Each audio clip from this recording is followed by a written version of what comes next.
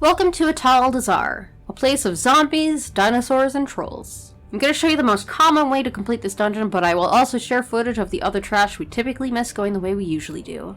The most common route you're going to do is first down to Razan, then back up to the right to Vol'kaal, across to Priestess Alun'za, and finally to Yasma. So with Razan first, we want to avoid these purple piles of bones as they reanimate into some angry raptor zombies. Tanks also want to make sure to place them so that everyone can line of sight hide from his terrifying visage. Finally, he will occasionally follow someone with pursuit, leading to devour on that target if he gets to them. At 80, these don't seem to hurt too bad, however, if you have very low gear or are low level, maybe just run away if he looks at you. The trash on the way to Vol'kaal is next. Zombies have reanimation totems, which protect them from taking damage, but once you destroy them, they leave green goo on the floor to avoid.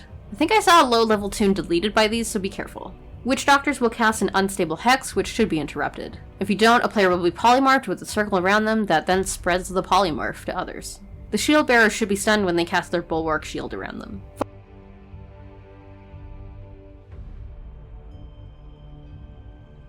Following the logic of his trash, Vol'kaal also has totems. However, he has 3 of them, 1 in each corner. They need to be taken down around the same time as their cast is pretty quick to give him the shield again. He then leaves lots of green goo around. His noxious stench should be interrupted, and tanks should stutter step him as everyone else stutters to avoid puddles until he is down.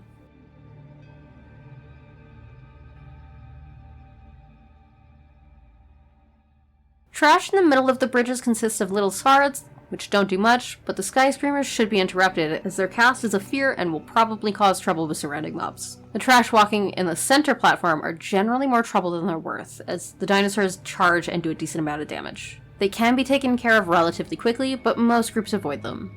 Now back to the start again to look at the trash on the other side. The trash leading up to Alun'za is very fiery. There are a number of heals and general AoE that goes around, as well as a rage. Interrupt as much as you can and avoid swirlies on the floor.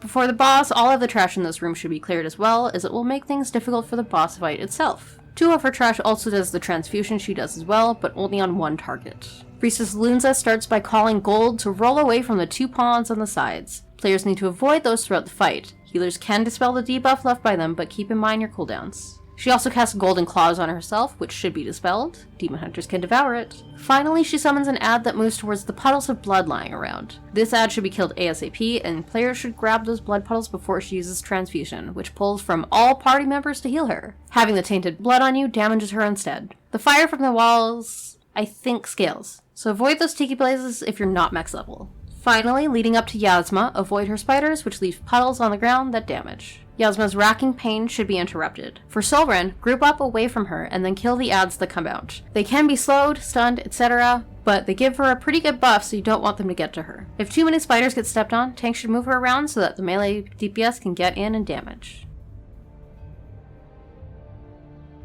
And that's it for Atal'Dazar. If you are ever in the mood to hang out, I stream over on twitch.tv/senpai90. Thanks so much for watching, I love you 3000, and happy time walking.